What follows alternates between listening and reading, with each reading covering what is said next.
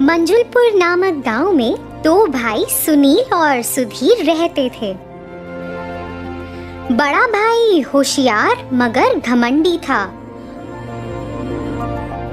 और छोटा भाई सुधीर बहुत दयालु था और लोगों से बहुत नरम दिल से पेश आता था।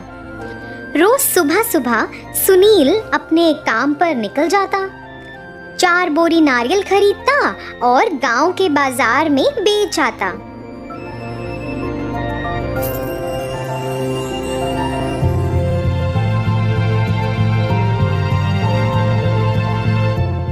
इस तरह वह पैसा कमाता था और अपने परिवार का खर्च उठाता था। लेकिन सुधीर अपने बेटे को तैयार करने और उसे स्कूल भेजने के अलावा कुछ नहीं करता था। घर वापस आने के बाद वह फिर से घर से संबंधित कुछ काम करने के लिए जाता। वह सब कुछ वैसे ही करता जैसे उसकी पत्नी कहती। घर वापस आने के बाद वह दोपहर का खाना खाता और कुछ देर आराम करता था। लेकिन लीला, जो उसकी पत्नी थी, अपने घर के कामों को पूरा करने के बाद सिलाई का काम करती थी और थोड़ा पैसा भी कमाती थी। उस पैसे से वे दोनों अपना जीवन व्यतीत कर रहे थे। इस तरह से सुनील एक नारियल बेचने का व्यवसाय चला रहा था और सुधीर कुछ नहीं कर रहा था। एक दिन सुनील अपने भाई के पास आया और बोला, अरे भाई, आप शादीशुदा हैं, आपके बच्चे भी हैं, कोई काम किए बिना घर बैठने से काम नहीं चलता। ओह हाँ, अब आप तो कुछ जानते ही नहीं, तो क्या करेंगे? आपको पता ही नहीं कि काम कैसे करना है। सुनील सुधीर को सुझाव देने के बजाय हर समय उसे चिढ़ाता था। सुनील की यह बात लीला को पसंद नहीं आती थी। हे भगवान, इसे तो और कुछ काम ही नहीं है, ये तो बस सुधीर को चिढ़ाता रहता है। इसका मुंह बंद करने के लिए सुधीर को कुछ काम करना शुरू करना होगा। ये तो और भी लोगों के पास जाके ये सब बातें करेगा और बाकी सब लोग भी सुधीर को चिढ़ाने लग जाएंगे। इन सब बातों से परेशान एक दिन जब वह अपने विचारों में खोई हुई मंदिर से अपने घर वापस आ रही थी, रास्ते में अचानक एक संत ने कुछ कहना शुरू कर दिया। अपने पति की चिंता मत करो। और तुरंत लीला उनके पास चली गई।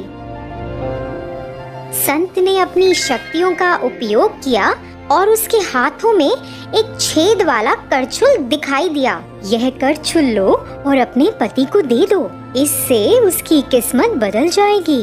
लेकिन जब वह इसे ले रही थी तो उसके मन में एक सवाल आया। स्वामी जी, इस करछुल के साथ मेरे पति क्या कर सकते हैं? बेटी, भाग्य तुम्हें रास्ता दिखाएगा। बस इतना कहकर संत लीला को घर भेज देते हैं। लीला ने यह सोचना बंद नहीं किया कि करछुल उसके पति के लिए कैसे उपयोगी होगा।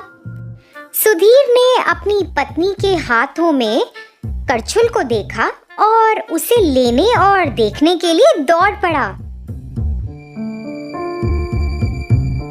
लीला, तुमने क्या खरीदा है? एक करछुल? वाह वाह, बहुत अच्छी बात है। यह करछुल कोई साधारण नहीं है, यह बहुत शक्तिशाली है। यह हमारे भाग्य को बदल सकता है। इसके अलावा यह करछुल तभी काम आएगा जब इसका उपयोग आप खुद करेंगे। तभी ये हमारे जीवन को आगे बढ़ने के लिए मदद करेगा। हमारे गांव के संत ने यह बात स्वयं मुझे बताई है। अच्छा, तो इसका मतलब है कि करछुल एक जादुई चीज है। उन्होंने मुझे ये तो नहीं बताया कि वह जादुई है या नहीं, लेकिन ये कैसे उपयोगी बनेगा यह हमारे पर निर्भर है। ठीक है, चलो एक काम करते हैं। चलो इस करछुल को किसी तरीके से आजमाते हैं ताकि पता चल सके। हाँ, ये ठीक है, अच्छा विचार है, चलो करते हैं। तो इस तरह से सुधीर करछुल को पकड़ता है। लीला विभिन्न प्रकार के भोजन तैयार करने के लिए हर चीज को कम से कम मात्रा में तैयार रखती थी, जिसे करछुल के साथ परोसा जा सके। सबसे पहले उसने समोसे को तलने के लिए गरम तेल में डाला। सुधीर ने समोसे को तलने के लिए करछुल का इस्तेमाल किया और उसे तेल से बाहर निकाला, लेकिन कुछ भी नहीं हुआ। उन्होंने मिर्च उठाई और तेल में डालकर उसे तलने दिया। इस बार भी सब कुछ वैसा ही था, हमेशा की तरह। तीसरी बार जब वह जलेबी बना रहे थे और तलने के लिए उन्होंने करछुल का इस्तेमाल किया। हालांकि शुरू में तो बस 4 ही जलेबी थी, लेकिन अचानक सैकड़ों जलेबियां तेल से बाहर निकलना शुरू हो गईं। सुधीर और लीला दोनों इसे देखकर आश्चर्यचकित हो गए और उन्हें तब उस करछुल की शक्ति का एहसास हुआ।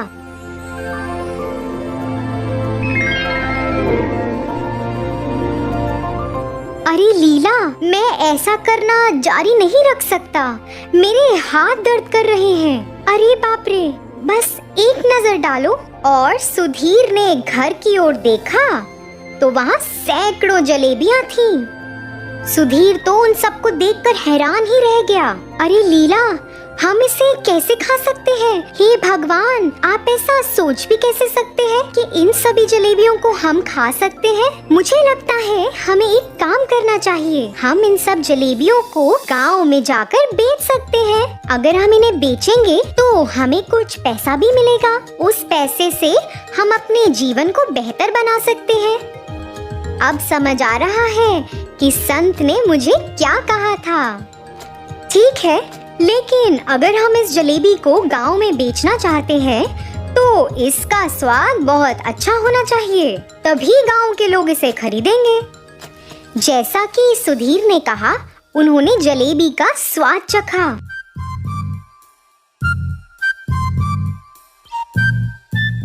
उन्होंने तुरंत तय किया और पहिया गाड़ी में गर्म जलेबी की व्यवस्था की और उन्हें बेचने के लिए गांव के बाजार में चले गए। जलेबी ले लो, ताजा ताजा गरम गरम जलेबी। इस तरह वे गांव में चले गए। जलेबी की सुगंध ने ग्रामीणों को उनसे जलेबी खरीदने के लिए मजबूर कर दिया।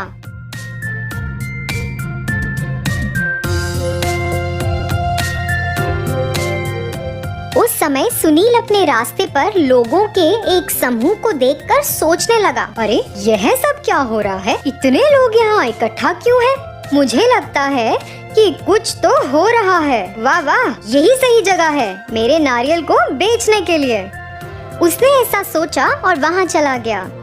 जैसे जैसे वह करीब गया, उसने खुशी खुशी जलेबी बेचते हुए सुधीर और लीला को वहाँ देखा।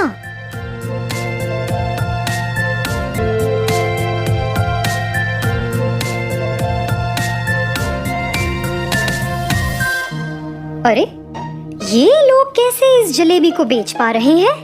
वे जलेबी बनाने का खर्चा कैसे उठा रहे हैं? इतनी सारी जलेबियां इन्होंने कैसे बनाई? अरे, ये तो संभव नहीं है। ये कुछ तो अजीब है। मुझे जांच करनी चाहिए। जब वह ऐसा सोच रहा था, एक ग्रामीण जो सुनील को पार कर रहा था बोला, अरे सुनील, तुम यहाँ खड़े होकर क्या कर रहे हो?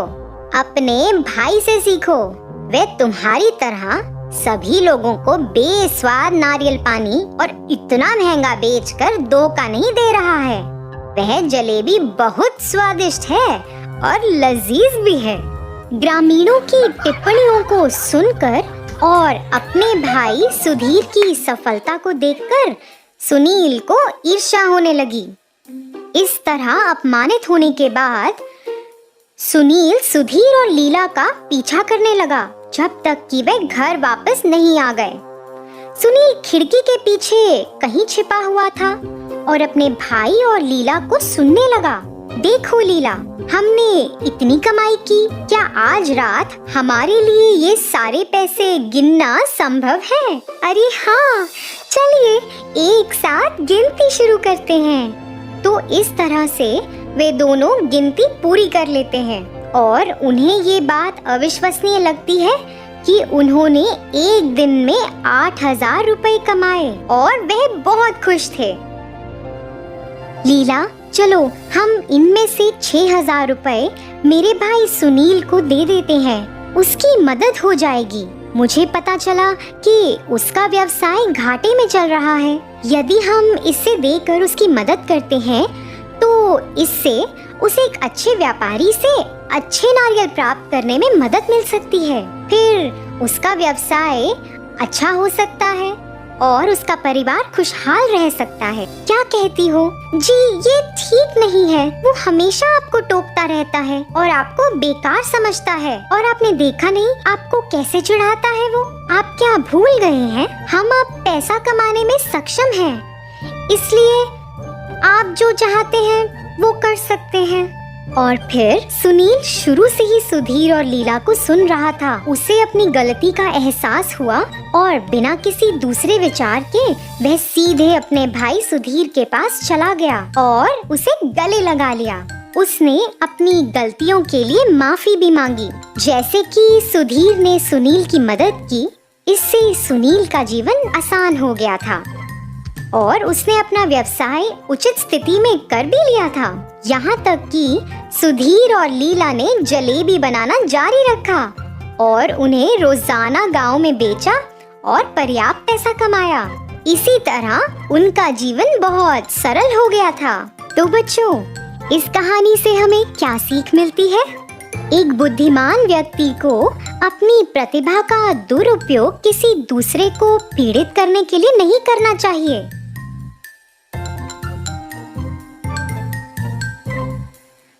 विनम्र रहना चाहिए, बदले में आपके जीवन में सब कुछ अच्छा होगा।